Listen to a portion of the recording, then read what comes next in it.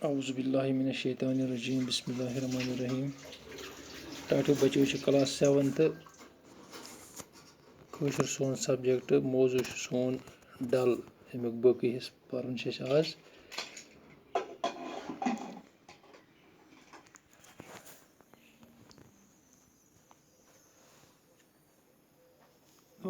डल कुल आलमस मज नामावार गो मशहूर लारेंस सोबन लिखमुत डल सर शायद दुनियास मज सारे खुद मर मुंद गो शूबुन लूबुन दूर दराज मुल्कों पे सल मत डल सैलस शिकारन मज डल सैल कर फरहत तो तरावत बख्शान। फरहत गई खुशी, तरावत गो शहजार। ब्रोह काल अमुक आब सठा साफ तो शुद्ध। डलुक आब वारिया साफ। डलस मज कस्म सब्जी वपदान। अमिक नदर सठा पसंद करन। अत सरस मज वपदन वाजन पेच वगै तो चंगज बेतर बनावन।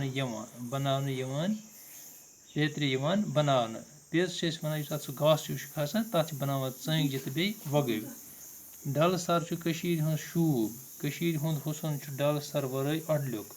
डलुक वजूद खतरस मज पेमुत कित अत मज वारिया वरी वादो पे और योर पकनान वाजन पतलवार बनावन यमन मज वन अंत रोस हुरबुर सपुदमुत लुक डल पुरवान तो जमीन बनावान।